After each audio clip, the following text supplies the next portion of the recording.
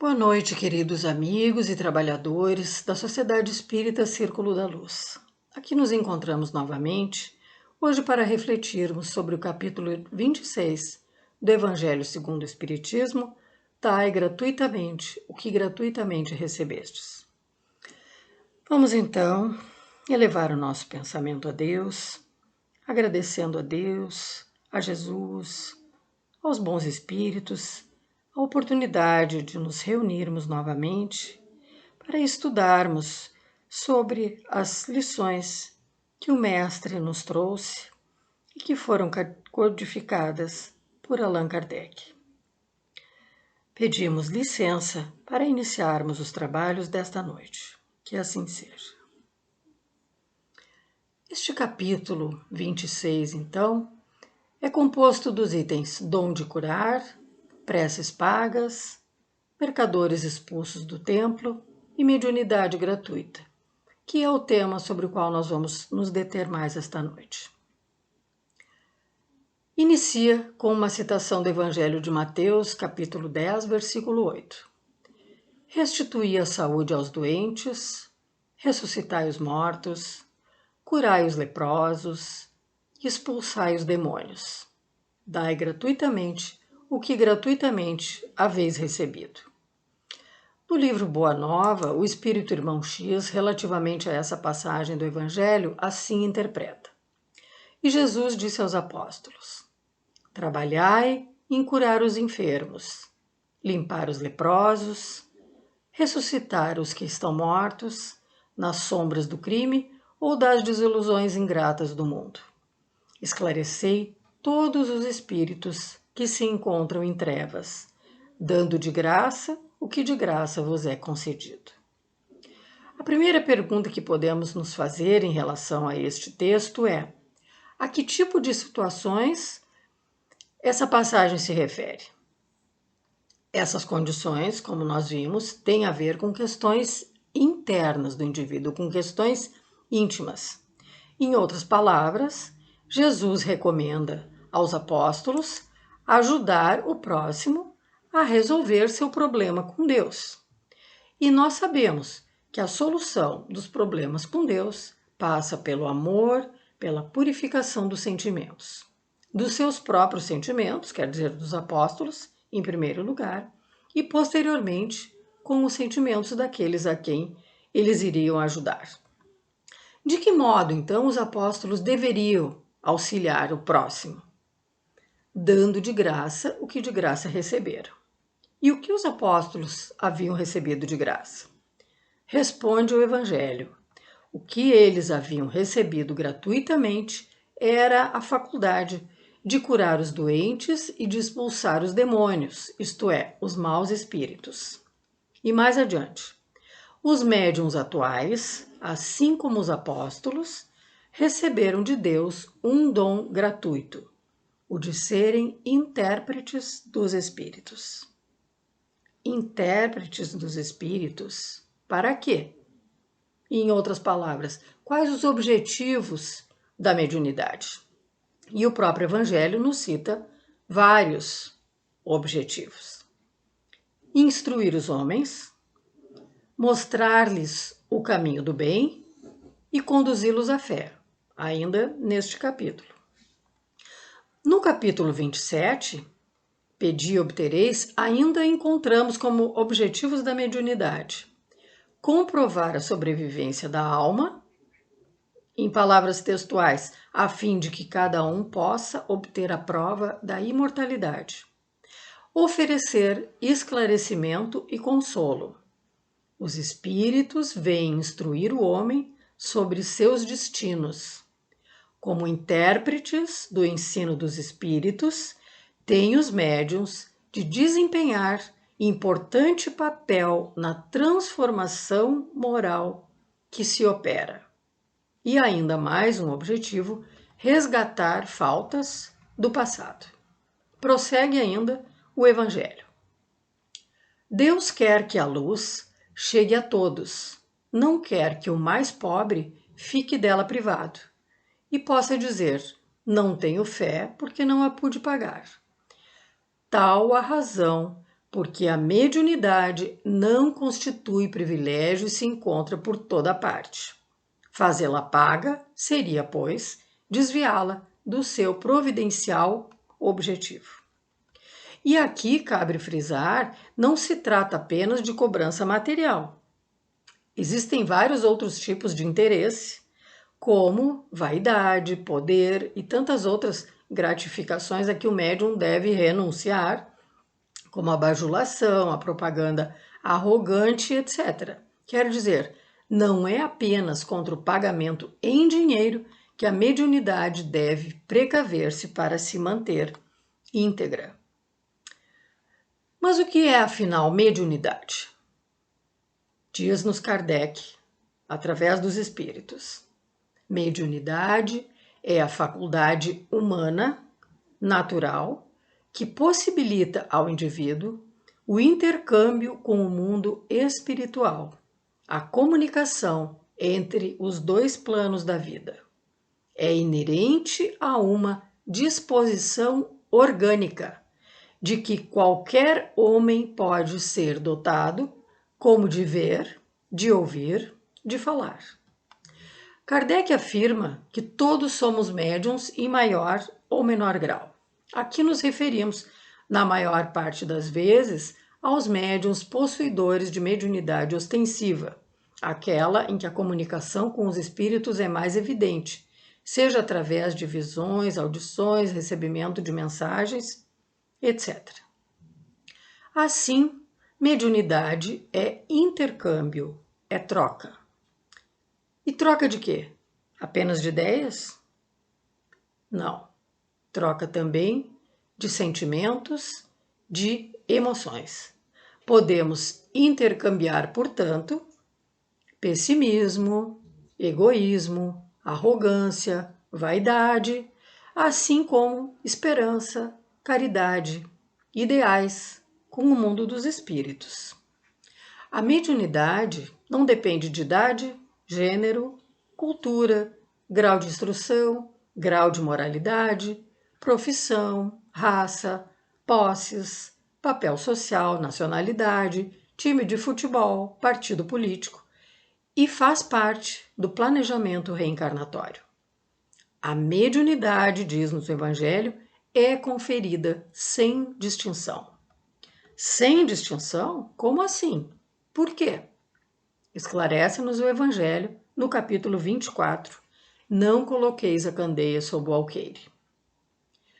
A fim de que os espíritos possam trazer a luz a todas as camadas, a todas as classes da sociedade, ao pobre como ao rico, aos retos para os fortificar no bem, aos viciosos para os corrigir.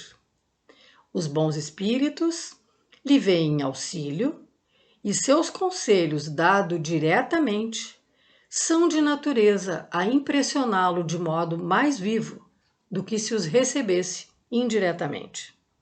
Deus, em sua bondade, para lhe poupar o trabalho de ir buscá-la longe, nas mãos lhe coloca a luz.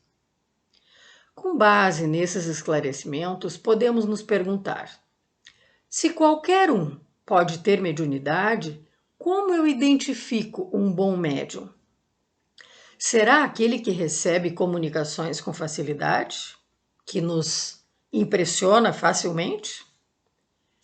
Como eu identifico esse bom médium? No mesmo capítulo, dizem os espíritos a Kardec: o bom médium é aquele que é simpático aos bons espíritos e somente deles tem assistência. Em outras palavras, é aquele reconhecido pela excelência de suas qualidades morais. Esse é o bom médium.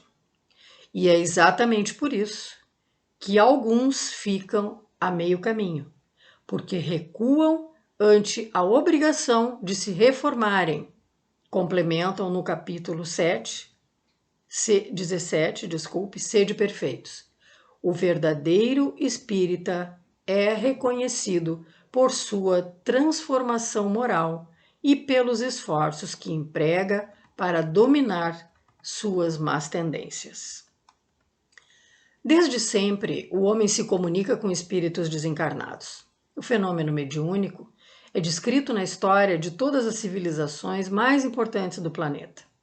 Mas em todas elas misturam-se misticismo, fantasias e, pior do que isso, muitas vezes os mensageiros utilizavam a mediunidade para a dominação de pessoas e mesmo de povos.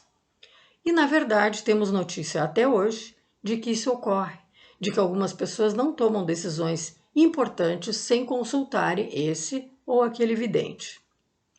Da pré-história, temos registros de desenhos em cavernas. Na antiguidade, os médiuns eram muito respeitados, eram conhecidos como oráculos e pitonisas. Na Idade Média, foram considerados bruxos e eram caçados e levados às fogueiras, como aconteceu com Joana d'Arc. André Luiz, em Mecanismos da Mediunidade, cita diversos episódios mediúnicos da história, envolvendo, por exemplo, Sócrates, Nero e outros.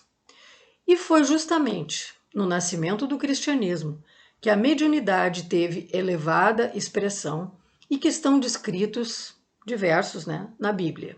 Por exemplo, ainda citando André Luiz, o episódio de Pentecostes. Nesse episódio, emissários espirituais produziram fenômenos físicos através dos apóstolos, como sinais luminosos e vozes diretas, inclusive com xenoglossia, em que os ensinamentos do Evangelho foram ditados em várias línguas simultaneamente para os israelitas provenientes de diversos lugares. Também na conversão do apóstolo Paulo às portas da cidade de Damasco, houve um fenômeno mediúnico de luzes que o cegaram e de voz direta: Saulo, por que me persegues? Conforme relatado em Atos dos Apóstolos no Novo Testamento. O magnetismo curativo, ainda citando André Luiz, era vastamente praticado pelo olhar e pela imposição das mãos. Espíritos sofredores eram retirados de pobres obsessos. E também mensageiros espirituais davam assistência na casa dos apóstolos em Jerusalém. Outros exemplos bem conhecidos ainda de mediunidade nos vêm através de Francisco de Assis, de Lutero, de Gandhi. Gandhi se referia à voz como alguém que se comunicava com ele e lhe auxiliava, inclusive, a pronunciar os seus discursos. Além, é claro, dos nossos Chico Xavier e Divaldo Franco, para mencionar apenas os mais conhecidos. Qual a diferença, pelo que vimos até agora, da prática da mediunidade antes e depois do Cristo? Com Jesus, a mediunidade ganhou um novo sentido, um crivo moral. No capítulo 1 do Evangelho segundo o Espiritismo, Não Vem Destruir a Lei, temos que o Espiritismo é a alavanca de que Deus se utiliza para fazer que a humanidade avance. E é exatamente com os ensinamentos da codificação espírita que nosso entendimento se alargou ainda mais, quando então a mediunidade passou a ser com Jesus, isto é, um intercâmbio com as forças espirituais que culminam na figura do governador espiritual do planeta, Jesus. Diz-nos o Evangelho: a mediunidade é coisa santa, que deve ser praticada santamente, religiosamente. Na questão 387 do livro O Consolador, qual a primeira necessidade do médium? A resposta é evangelizar-se. Tudo o mais é consequência, trazer Cristo para a própria vida e assim se transformar, se elevar. Não é apenas um trabalho exterior, é um trabalho interior. E é preciso investir nesse trabalho interior. Essa a grande diferença entre antes de Cristo e depois de Cristo, relativamente à mediunidade. Não basta entrar em contato com o mundo espiritual, até porque já estamos em contato permanente com ele. A questão é com quem entramos em contato. Queremos sintonizar com os espíritos elevados? Evangelização. Evangelização nas emoções, nos sentimentos, nas palavras, nas atitudes. Essa é a mediunidade com Jesus. Por exemplo, se aproxima de nós alguém perturbado, desequilibrado, com quem nós vamos sintonizar? Com os espíritos perturbados que o acompanham? Ou com os bons espíritos que vão nos auxiliar a lidar com aquele irmão? Vamos ser instrumentos dos benfeitores ou dos obsessores? Haroldo Dutra Dias nos alerta. Eu entreguei hoje minhas mãos, minha boca, meu coração, para quem agir, falar, sentir? Quem reina dentro de mim? Precisamos ter essa vigilância. Afinal, estamos mergulhados em ondas as mais variadas. E enquanto houver alguém praticando o mal, haverá ondas provocando o desequilíbrio planetário e a humanidade sofrerá. A partir daí, temos que discernir quais os objetivos e as responsabilidades envolvidas no processo mediúnico. Está a serviço do bem, da coletividade, da libertação e da iluminação da consciência? Ou ainda a serviço do cativeiro, da ignorância, das paixões e das ilusões?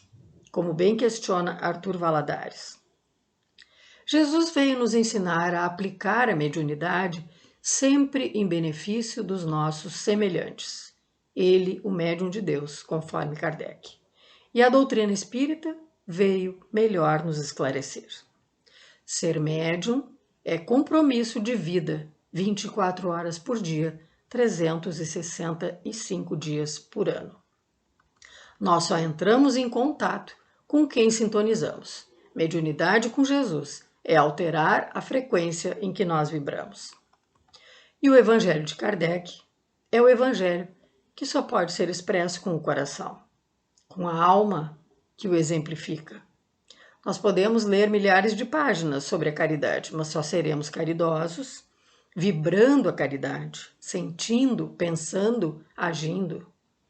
E para sermos médiuns com Jesus, espíritas com Jesus, temos que passar por um processo de educação espiritual chamado evangelização, de educação das nossas potencialidades, colocando-as a serviço do bem.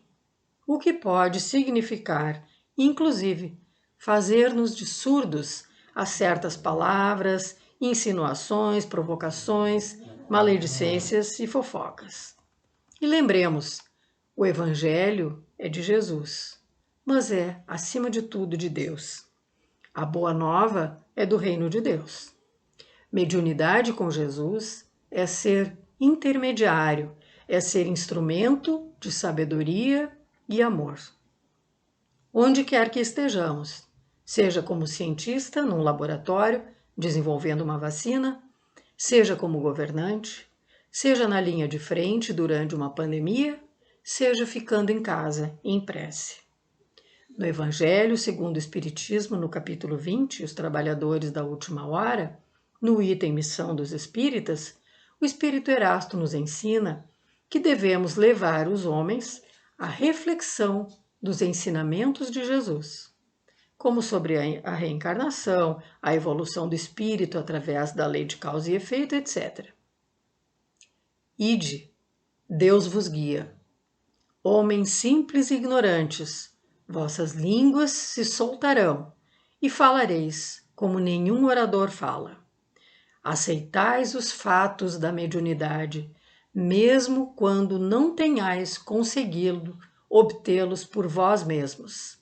Ide, o Espírito de Deus vos conduz.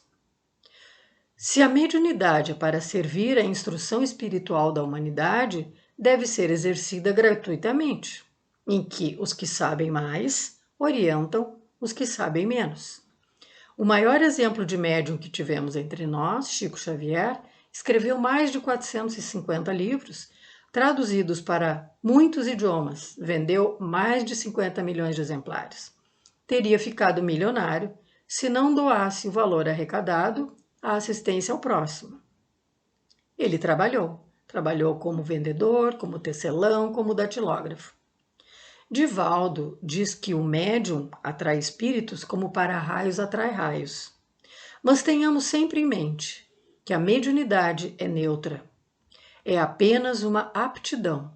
O resultado depende das escolhas do médium, da sua moralidade e da sua conexão com o Evangelho de Jesus. É o inimigo interno, a vaidade e o orgulho que abrem espaço para a comunicação com o inimigo externo. E a dificuldade para muitos médiuns que conhecem o Espiritismo é exatamente a prática do Evangelho.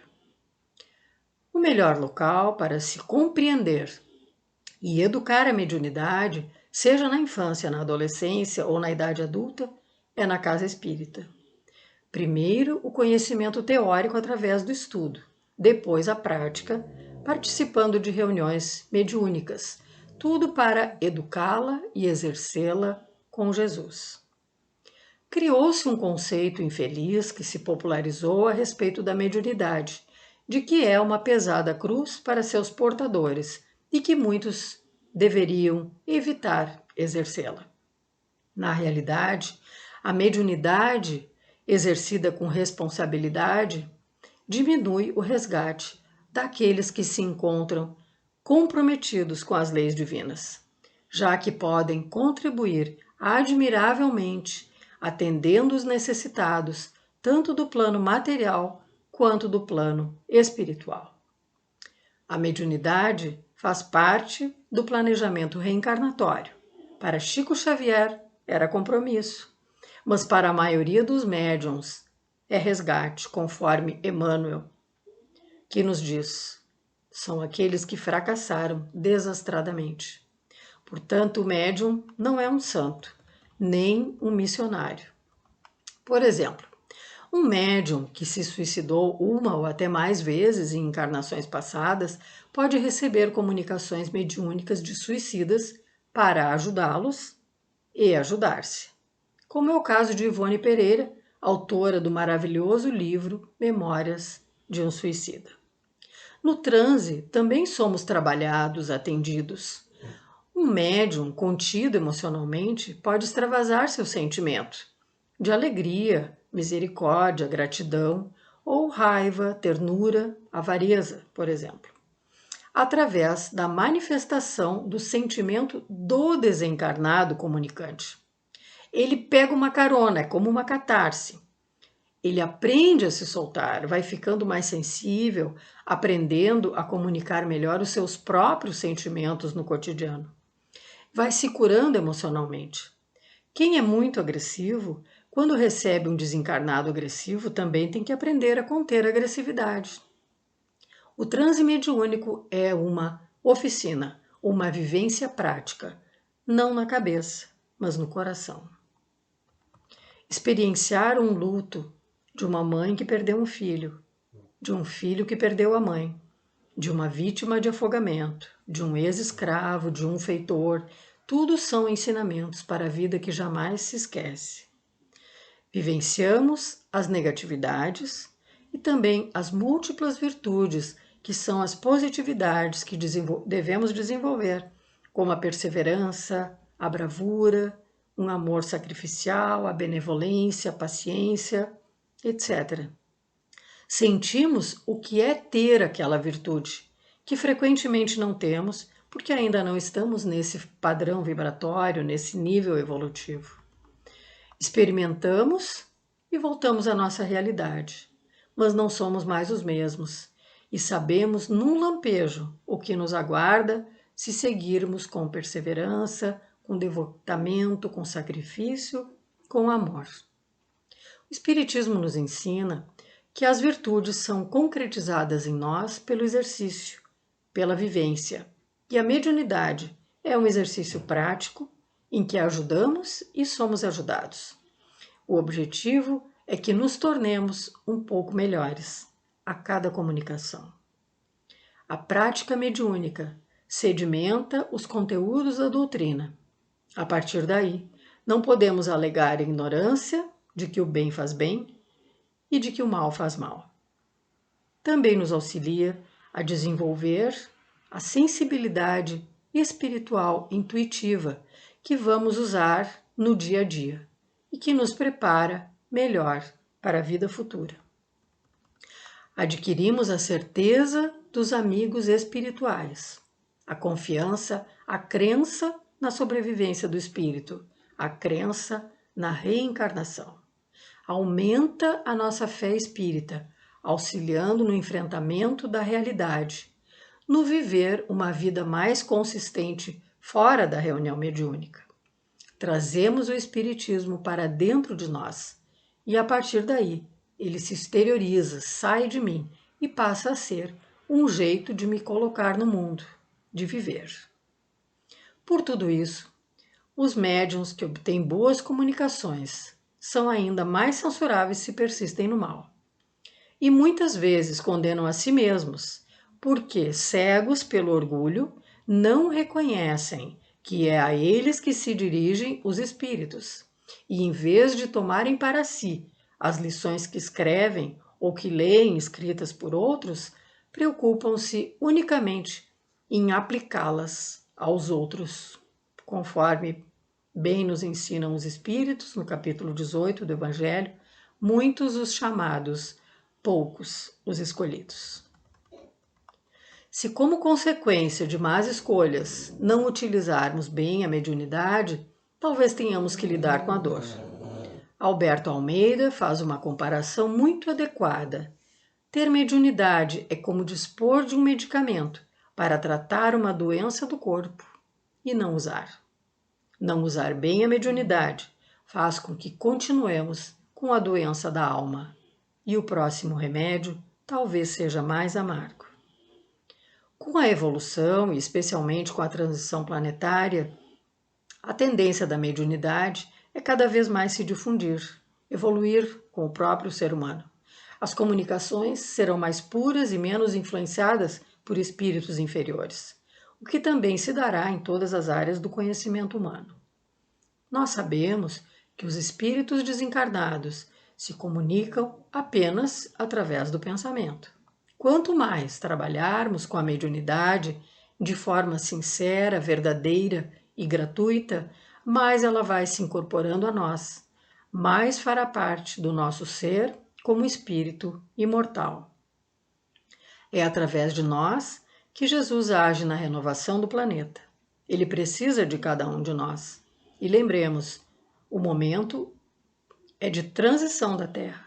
Somos médiuns de um novo tempo. O Espírito de Verdade, numa mensagem do capítulo 6 do Evangelho segundo o Espiritismo, o Cristo Consolador, nos diz: Meu Pai não quer aniquilar a raça humana. Ele quer que, ajudando-nos uns aos outros, mortos e vivos, ou melhor, mortos segundo a carne, pois a morte não existe, socorramos-nos mutuamente, e que se faça ouvir não mais a voz dos profetas e dos apóstolos, mas sim a voz dos que já desencarnaram a clamar. Orem e creiam, pois a morte é o renascimento e a vida é a prova que foi escolhida e durante a qual as virtudes que tiveres cultivado crescerão e se desenvolverão como o cedro. Que a nossa prática diária, portanto, seja sempre a do Evangelho com Jesus.